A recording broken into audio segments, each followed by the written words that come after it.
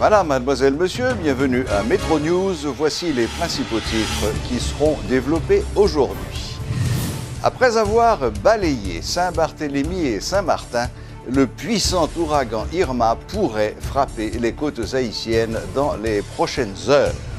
Les populations les plus vulnérables sur la côte nord d'Haïti seront évacuées avec l'aide des autorités locales. C'est ce qu'ont annoncé le coordonnateur du Bureau de la protection civile, Jerry Chandler, et le ministre de l'Intérieur, Max Rudolph Saint-Albin.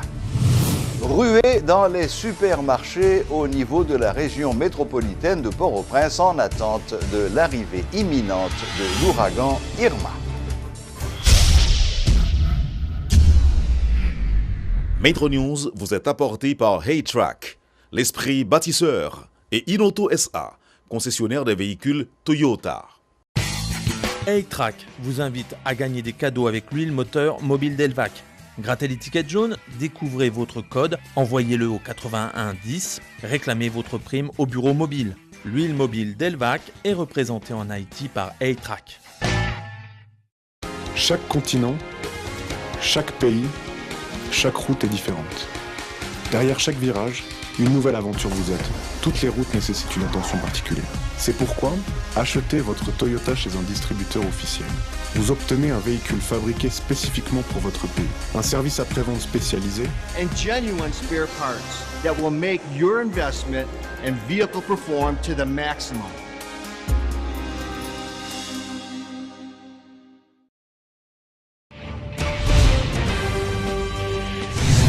Haïti retient son souffle à l'approche de l'ouragan Irma, le plus puissant jamais enregistré dans la région.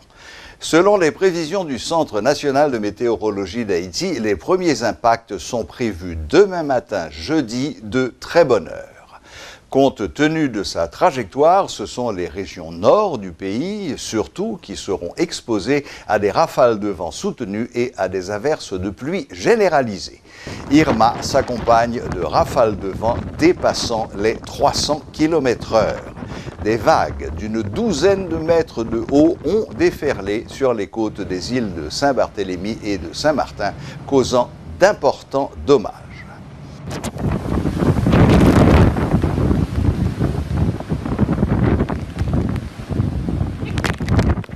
Les supermarchés sont pris d'assaut depuis quelques heures.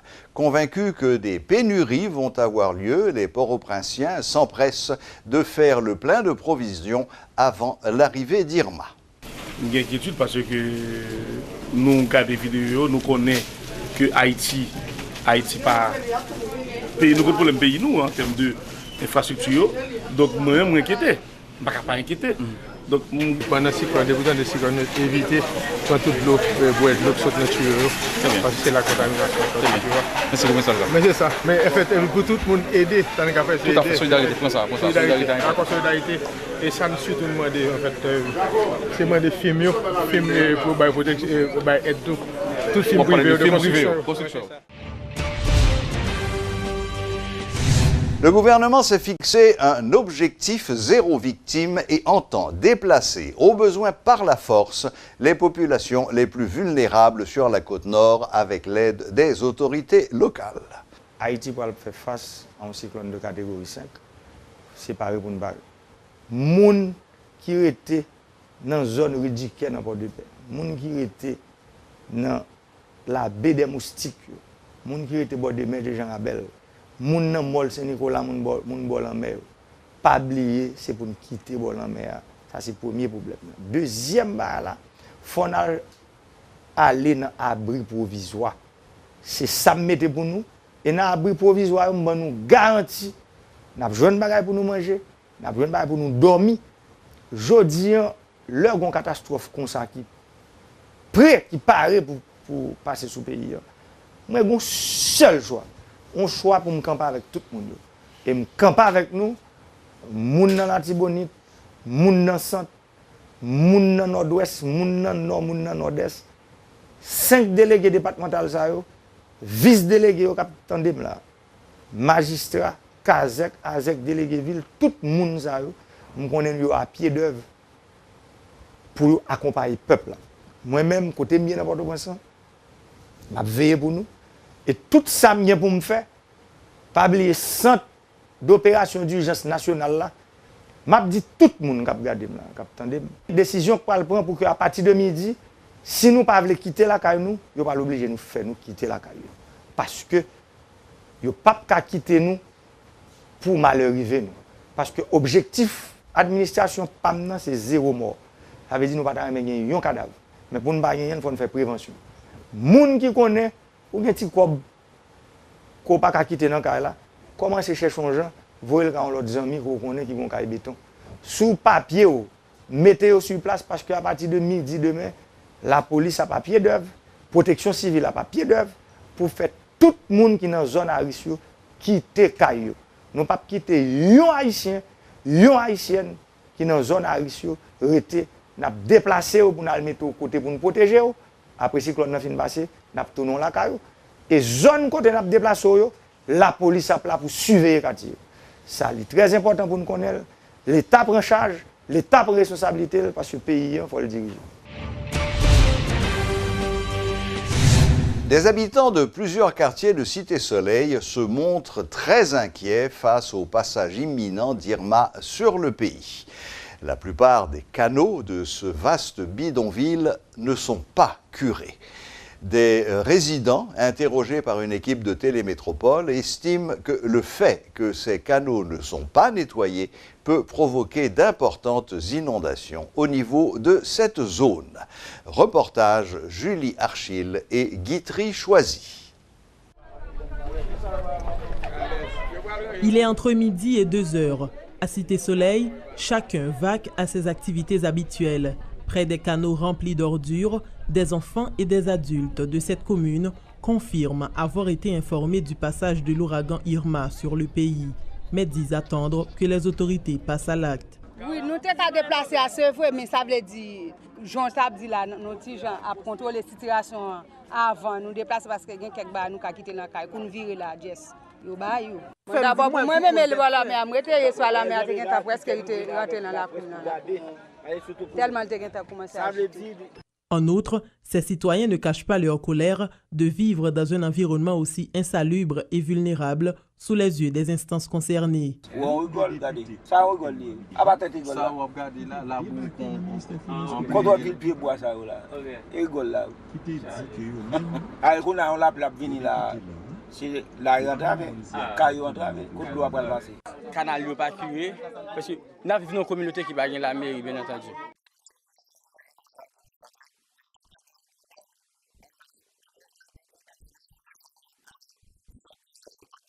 Ces habitants souhaitent que cette situation s'améliore, car selon eux, les inondations sont trop fréquentes dans la commune en raison de la vulnérabilité de la zone. Ils adressent un message aux instances concernées.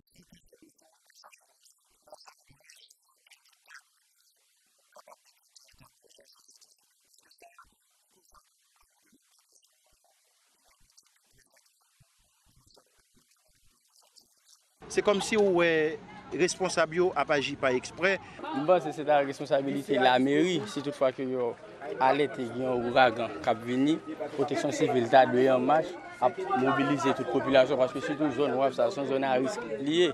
À noter que la mairie de Cité-Soleil de son côté se dit mobilisée pour accompagner la population de la commune pendant le passage de l'ouragan.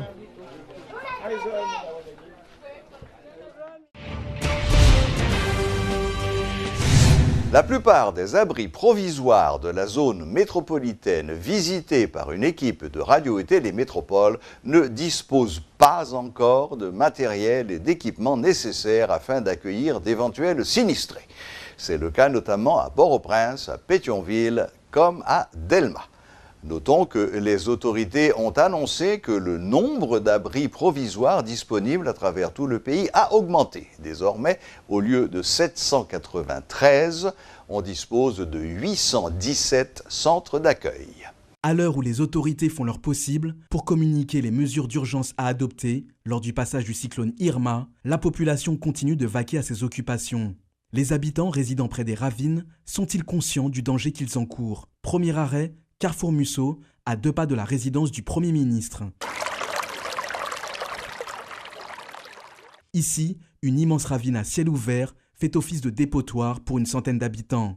Malheureusement, l'État n'a jamais pris la peine de la curer, ce qui fait craindre le pire aux résidents. Je suis capable de dire que pour le moment, je suis toujours préparé. Depuis qu'il y a un cyclone, je suis toujours comme si que je toujours porté alerte là. Nous toujours fait le nécessaire pour que y ait un danger que nous épargnions de lui, nous pas arrêter en papier bois. Parce que le plus gros problème que nous avons, c'est l'aide de l'eau à descendre. Parce qu'il y a des gens qui ont besoin comme si pour passer pour aller à la caillou, nous avons un pompon plein. Mais à chaque moment que nous faisons intervention au niveau médiatique, nous ne faisons jamais aucun résultat. Mais comme je vous dis, nous, métropole vini là, l'entrée de la caillou, c'est dans les Pachal voie sous Boudon, qui baille sous Djobel, tout qui dessert la population de Djobel là. Pont ça a toujours plein.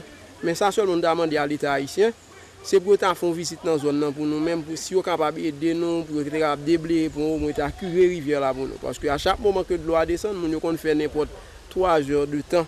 Nous ne pouvons pas traverser. Voici nous avons des gens qui sont malades. Dieu seul habite ici depuis plus de 20 ans. Sa maison est un lieu de rencontre où chaque soir, les voisins viennent se procurer des fritures. Ce n'est pas la première fois qu'il verra s'abattre des trompes d'eau autour de sa maison. Confiant, il s'en remet au bon Dieu pour protéger sa famille. Oui, nous vivons ça plusieurs fois déjà. Mais malheureusement, heureusement pour nous, bon Dieu, bon Dieu toujours épargné nous dans le genre de catastrophes. Mais ce n'est pas bon, nous, bon pour ça. Nous pas pareil. Pour nous, nous pas pareil parce que nous pas bon pour visa personnellement pour nous aller. Et puis tout, cette barre, nous attendons dans la nouvelle, mais vous connaissez. Pas rien que nous ne savons pas exactement côté nous pour aller. Bon, nous obligés d'attendre pour nous ça bon Dieu a fait. Que si bon Dieu t'a épargné nous dans malheur. L'eau a toujours monté à l'époque de la cyclone. L'eau a toujours monté, mais si la pluie a continué de tomber pendant 2, 3 jours, 4 jours, ils vont continuer de monter. Mais si pas tomber tout le temps, l'eau a toujours descendu. Mais bon Dieu toujours épargné nous dans ça. Ça n'a pas jamais fait. Nous avons 20 ans. Devant aviser là, pas aucun gouvernement pas jamais venu ça du tout. Nous étions là exactement, nous étions pré-gouvernement, mais pas jamais fait un combat qui fait dans la ville. Et qui est-ce qui a curé Ravine? Et bon, pas jamais de monde qui fait. Vous avez dit c'est habitants qui supposent gérer tête. Bon, c'est seul bagage. Habitants seulement pris pour qu'ils font bagage peut-être pas. C'est pour le gouvernement négatif. Nous nous rendons à présent au Champ de Mars, plus précisément à Bouc-Champagne. Ici, le curage des ravines a été effectué par les autorités. Malgré cela, les déchets continuent de s'amonceler. Cette opération de nettoyage a eu au moins le bénéfice de dégager les canaux, jouxtant la plus grande place de la capitale. L'ouragan Irma frappera les côtes haïtiennes dès demain matin. Espérons que ce phénomène climatique exceptionnel sera moins puissant que prévu. Un seul mot d'ordre à retenir, vigilance. Le ministre de la Planification justifiait la mise à l'écart la semaine dernière de 257 organisations non gouvernementales ONG. Maître Aviol-Fleurant explique que la plupart d'entre elles n'ont rendu aucun rapport de leur activité, alors que certaines ne s'inscrivent pas dans le cadre des actions de développement du gouvernement. Maître Fleurant lance un avertissement aux ONG non recensées qui continueraient à fonctionner illégalement. Le ministre de la Planification faisait partie du panel des invités ce matin à la rubrique Le Point. ONG, c'est le ministre de la Planification, le ministre du Plan qui est le régulateur. Mais il doit fonctionner selon la loi. Et lorsque les ONG sont en région, le ministère intérieur est intervenu à travers les collectivités territoriales. Les directives gouvernementales, ONG n'a pas pour le venir bail. Ça, ils ont estimé nécessaire, ONG a pour le bail, sa gouvernement mandé. Ça va faire. En fait, les ONG qui sont écartées, généralement, c'est parce qu'ils n'ont pas entré dans l'INSA. Deuxièmement, il y a pile ONG tout qui ne pas soumettre rapport d'activité, qui pas fait programmation annuelle. L'on pas un rapport d'activité, ou recevront pile cop de l'international pour Haïti, ou pas un rapport, vous êtes lié à un souci de reddition de compte. Et si vous ne pas rendre compte, nous ne pouvons pas cartonner qui jette comme ça à dépenser, est-ce que l'y aller vers la population directement ou pas? Moi, en tant que ministre du Plan, régulateur de la question des ONG, c'est terminé maintenant. Cette république d'ONG, il n'y en a plus aujourd'hui. Nous avons, nous bail signal la claire, nous écartons 257, mais faut me dire tout pour me finir dans le bail, ça, que il y a 370 qui travaillent avec le pays. ONG, il ne faut pas comprendre ni comme s'il n'est pas bon. Il y a un pile qui est bon. Donc là, nous avons 600 seulement. Non, il y a nous 370 seuls. Non, mais avant. Mais avant, nous étions et 370 plus 257, ça donnerait plus de... Et ça n'a pas enregistré du tout. Bon, on va reconnaître. On va reconnaître. C'est une raison, on tout dit. Il y a le répertoire national des ONG que toute mairie va le gagner, le ministre de l'Intérieur va le faire, toute mairie, tout député, tout sénateur, tout délégué départemental, qu'on y a l'ONG en région, non collectivité, il n'y a pas non la donne, eh bien, la police va le faire par vous. Le président de la Chambre haute, Yuri Latortue, condamne le comportement du sénateur Antonio Cherami, alias Don Cato, qui a déchiré hier, mardi, en pleine séance, le rapport sur la loi de finances. Yuri Latortue annonce que l'intéressé a été rappelé à l'ordre et plaide pour un retour à la sérénité au Sénat. Il incite par ailleurs l'élu de l'Ouest à rétracter les accusations de corruption qu'il a portées contre ses collègues. Pour faire le point sur cette situation au Sénat, nous avons avec nous ce soir notre reporter Georges Allen, qui était au Sénat hier et aujourd'hui et qui va nous dire comment les choses évoluent. Bonsoir Georges Allen. Bonsoir Serge et bonsoir à tous les téléspectateurs. Apparemment, le vote de cette loi de finances ne passe pas facilement et le sénateur Antonio Cherami s'est illustré hier. Qu'est-ce qui s'est passé exactement? Qu'est-ce qui s'est passé exactement, Serge? C'est que le sénateur Antonio Cherami, alias Don Cato, c'est l'un des sénateurs qui se réclament de l'opposition et qui sont contre ce projet de loi de finances 2017-2018. Donc, selon eux, c'est un projet de loi de finances anti-peuple, antidémocratique, qui ne prend pas vraiment en compte les problèmes de la population. Il en veut pour preuve les articles 9 et 17 du projet de loi de finances. Le premier article qui parle de la question de 10 000 gourdes comme taxe. Qui concerne la diaspora. Qui concerne la diaspora, bien sûr. Et aussi la question relative à l'impôt locatif.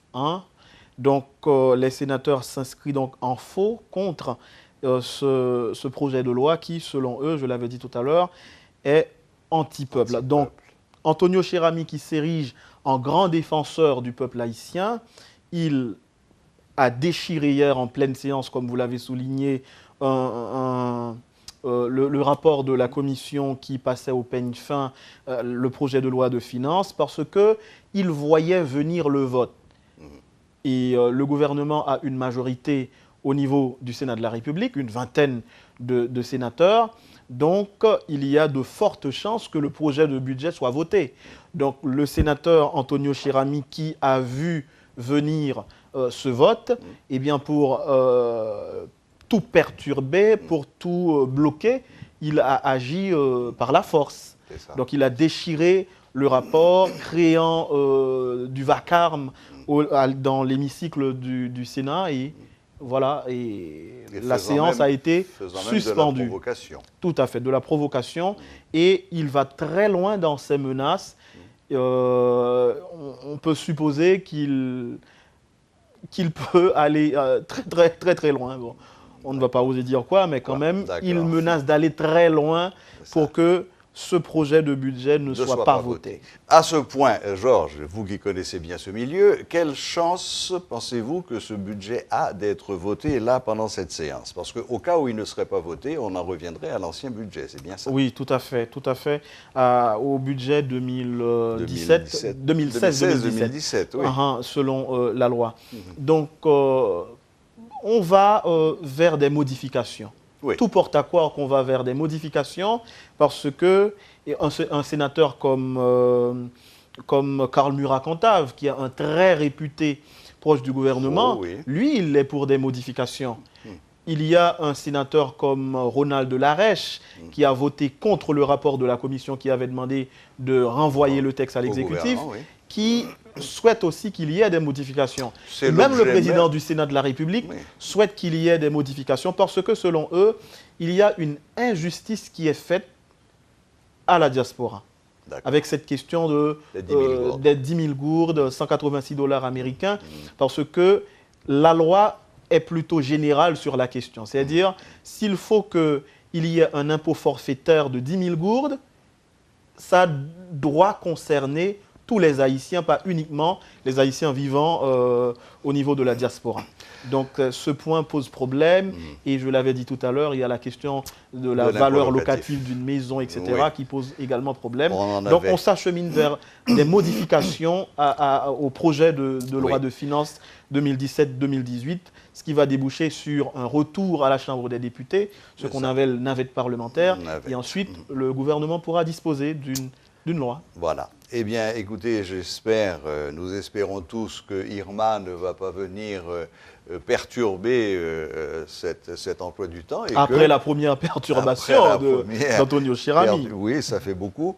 Et que donc très bientôt, enfin d'ici peut-être la fin de la semaine, ou au plus tard au début de la semaine prochaine, on aura un budget qui sera voté. Mais de toute façon, le gouvernement, le Sénat, les chambres ont jusqu'au 30 septembre. Pour voter. Parce que d'ici le 1er octobre, le gouvernement doit disposer d'un nouveau budget. D'un nouveau budget, c'est ça. Eh bien, merci beaucoup, Georges Allaine. Merci, Serge. Merci bonne continuation, bon travail au niveau des chambres. Voilà, la boucle est bouclée. Merci de votre fidélité et à la prochaine, même heure, même chaîne.